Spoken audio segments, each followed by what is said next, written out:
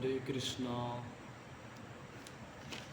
मैं प्रभुपाद का हरे कृष्णा चुनौती बुक पढ़ने जा रहा हूँ। आप मेरे साथ पढ़ेंगे तो मेरे साथ पढ़िए आप लोग। पहले पढ़ते हैं, पहला चैप्टर, अपूर्ण जगत में पूर्ण ज्ञान की खोज। तो यह वार्तालाप 1973 में लॉस एंजलिस के हरे कृष्ण केंद्र में श्रील प्रभुपाद द्वारा कैलिफोर्निया विश्वविद्यालय इरविन के भौतिकी के प्रोफेसर डॉक्टर ग्रेगरी बैनफोर्ड के मध्य हुआ। इसमें डॉक्टर बैनफोर्ड ने कहा, शायद आप पाश्चात्य धर्मशास्त्रों में चर्चित बुराई की समस्या से परिचित होंगे। आखिर बुराई का अस्तित्व क्यों है? अब श्रील प्रभुपाद बोलते हैं, बुराई तो अच्छाई की अनुपस्थिति है। जिस प्रकार अंधकार सूर्य प्रकाश की अनुपस्थिति है, यदि आप सदा अपने को प्रकाश में रखें तो अंधकार का प्रश्न कहाँ रहा। ईश्वर सर्वमंगलमय है, इसलिए यदि आप अपने को सदैव इस भावनामृत में रखें तो बुराई रहेगी ही नहीं। फिर बैनफोर्ड बोलते हैं, क्या बोलते हैं बैनफोर्ड? किंतु यह जगत बुरे लोगों से भरा पूरा बनाया ही क्यों गया? तो प्रभुपाद बोलते हैं, पुलिस विभाग क्यों बनाया गया? इसलिए क्योंकि उसकी आवश्यकता है। उसी तरह कुछ जीव इस भौतिक जगत का भोग करना चाहते हैं, अतएव ईश्वर उसका सृजन करते हैं। वे उस पिता की भांति है जो अपने उपद्रवी बच्चों को खेलने के लिए एक अलग कमरा दे देता है, अन्यथा वे नटखट बच्चे सदैव उसके काम में विघ्न डालते रहेंगे। तो डॉक्टर बैनफोर्ड ने कहा, तब तो यह जगत एक कारागार के समान है ना?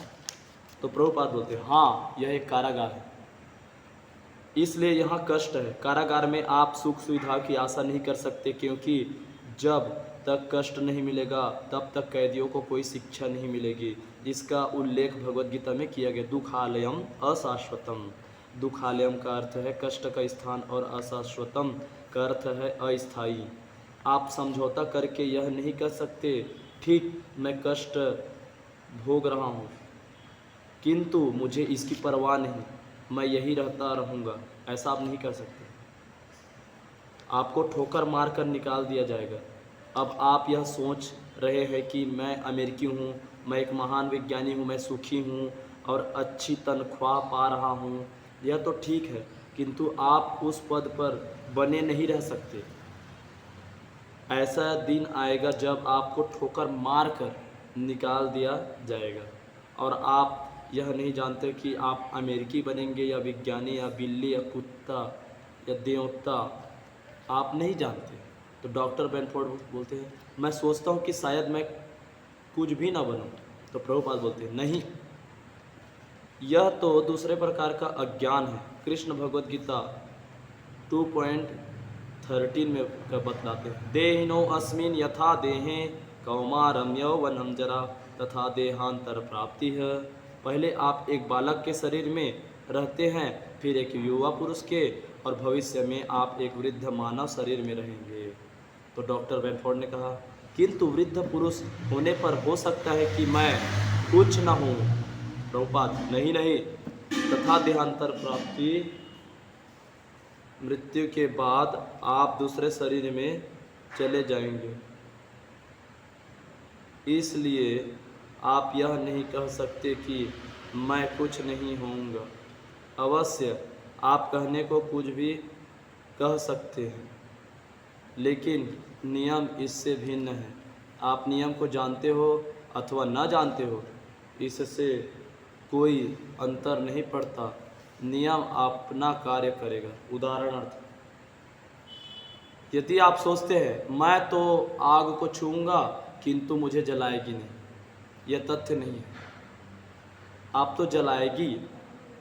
इसी तरह आप सोच सकते हैं कि मृत्यु के बाद कुछ नहीं है, किंतु यह तथ्य नहीं है। तो डॉक्टर बैनफोर्ड कहते हैं, क्या कारण है कि मुझ जैसा व्यक्ति जो जगत को तर्कपूर्ण ढंग से समझने का प्रयास कर रहा हो, कोई ऐसा मार्ग नहीं ढूंढ पा रहा जिससे इसको समझा जा सके? तो प्रभुपाद बताते हैं, आप चीज़ों को युक्ति युक्त जानने का प्रयास तो कर रहे हैं, किंतु उचित शिक्षक के पास नहीं जा रहे हैं। तो फिर बैंडफोर्ड डॉक्टर ने पूछा, किंतु मुझे लगता है कि जगत का अध्ययन करके मैं ज्ञान प्राप्त कर सकता हूँ और इस ज्ञान को परखने का साधन भी है। आप पहले संकल्पना करते हैं, प्रयोग करते हैं, अपने विचारों की पुष्टि करते हैं और तब यह जानने का प्रयास करते हैं कि क्या आप इन विचारों को व्यवहारिक जगत में लागू कर सकते हैं या नहीं।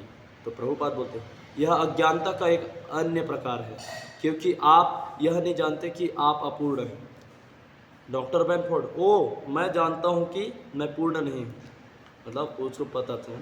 तो प्रभुपाद बोलते हैं, तो फिर क्या, तो फिर आपके इस तरह या उस तरह की से जगत का अध्ययन करने के प्रयास से क्या लाभ है?